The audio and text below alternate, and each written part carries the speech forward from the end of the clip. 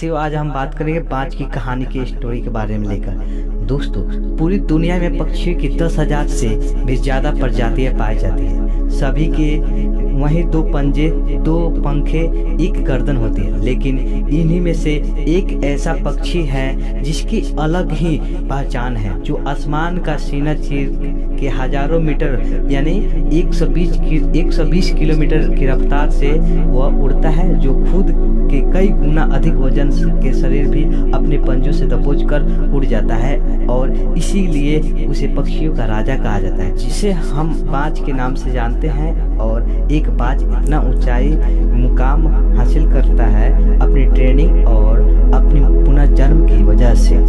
Guys, इस video में आप लोगों को बाज की जर्नी के बारे में बताने वाला हूँ। अगर आप भी इस दुनिया में एक मुकाम हासिल करना चाहते हैं तो एक बाज को बाज बनने का पूरा सफर आपको जानना बहुत ही जरूरी है, क्योंकि 25 से 30 की उम्र तक आने के बाद लोगों को रिस्क लेने से डर लगता है, लेकिन एक बाज के जीवन की शुरुआत रिस्क से होती है। जिस उम्र में बाकी पक्षियों के बच्चे सिर्फ चींची करते सीखते हैं, उस उम्र में एक मादा बाज अपने बच्चे को पंजों में दबोच कर हजारों मीटर आसमान की ऊंचाइयों में उड़ती जाती है। उससे ये बताने के लिए कि तेरा जन्म आसमान का सीना चीर के सबसे ऊपर उड़ने के लिए हुआ है, तेरा जन्म पक्षियों का बादशाह बनने के लिए हुआ है। जमीन से हजारों मीटर ऊपर ले जाकर मादा बाज अपने पंजों से उसे छोड़ देती है, और यहीं से शुरू होती है उसकी हाइट रिस्क की ट्रेनिंग। वो चूजा जमीन की तरफ तेजी से गिरने लगता है, थोड़ा नीचे आता है तो उसे के पंख फूलने लगते हैं। नीचे आते वो अपने पंख फटफटाने लगता है, लेकिन वो अभी तक उड़ना नहीं सीखा है। वो जमीन से कुछ ही ऊपर होता है, ऐसा लगता है कि कुछ ही सेकंड में उसका जीवन समाप्त हो जाएगा, लेकिन अचानक एक पंजा उसे अपने गिरफ्त में लेता है और वापस आसमान में उड़ जाता है। वो पंजा होता है उसकी माँ का, जो उसके पीछे उड़ रही थी। उसकी ट्रेनिंग तब तक चलती रहती है जब वो उड़ना नहीं सीख ले। इतने हाई रिस्क की ट्रेनिंग होने के बाद इस दुनिया को एक बाज मिलता है। बारिश के वक्त जब सारे पक्षी आश्रय की तलाश करते हैं, तब यही बाज उसी बारिश के आसमान को चीरते हुए ऊपर निकल जाता है और बादलों से कहता है, तू बरस ले, कितना बरसेगा, और फिर नीचे आकर चैलेंज करता है।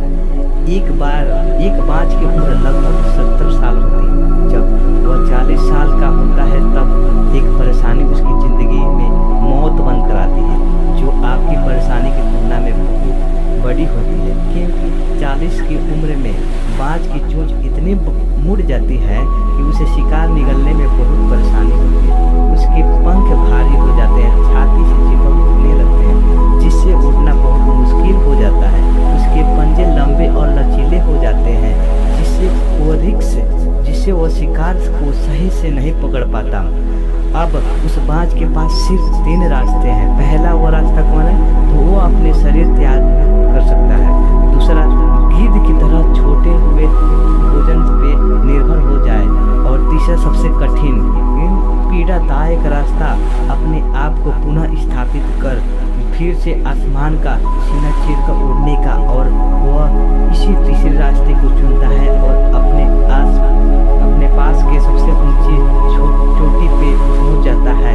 वहां पर अपना घोंसला बनाता है और फिर शुरू होता है परेशानियों का जड़ को उखाड़ कर आसमान में उड़ने का सफर। वह अपनी चोंच को एक चट्टान पर मार कर तोड़ देता है, लहूलुहान हो जाता है और इंतजार करता है नई चोंच के आने का। उसके बाद अपनी नई चोंच से अपने पंजों को काट देता है और फिर इंतजार करता है नए पंजों के उग जाने का। उसके बाद वह अपने एक पंख को अपने शरीर से अलग करता है और फिर इंतजार करता है नए पंख उगाने का। और इस प्रक्रिया में उससे समय लगता है पूरे 5 महीने का ट्रेनिंग, उसके कठिन मेहनत का। इन 5 महीने के कड़ी तपस्या से एक बाज का पुनः जन्म होता है। वो फिर से तैयार हो जाता है आसमान का सीना चीर कर रास्ते बाज में के पास थे, वह 3 रास्ते आपके पास भी होते हैं, लेकिन कुछ लोग पहले रास्ते को चुनते हैं और परेशानियों के तले दबकर सुसाइड कर लेते हैं। ज़्यादातर लोग दूसरे रास्ते को चुनते हैं, वो परेशानियों का बोझ पड़ते हैं, अपने लक्ष्य को छोड़कर नॉर्मल लाइफ जीने लगते हैं। और कुछ लोग वो जो तीसरे रास्ते चुनते हैं, जो इस परेशानियों को लात मारकर अपनी मेहनत के दम पर बाज की तरह आसमान की बुलंदियों को छूते हैं। दोस्तों, बाज की यह ट्रेनिंग हमें बहुत ही बड़ी सीख देती है कि अगर रिस्क लेना पड़े तो लो, कि अपने फील्ड में अपने आप को इतना ट्रेंड कर लो कि उस फील्ड में आप आपसे ऊपर उड़ने के लिए बारे में सोचकर लोगों की पसीना छूट जाए, तभी आप अपनी फील्ड की बादशाह कहलाओगे। दोस्तों, आज का वीडियो कैसा लगा है? दोस्तों, आज का वीडियो अच्छा लगे तो आप चैनल को सब्सक्राइब कीजिए और वीडियो को लाइक कीजिए और अपने दोस्तों के शेयर कीजिए। मिलते हैं नेक्स्ट स्टोरी के साथ, तब तक नमस्कार दोस्तों।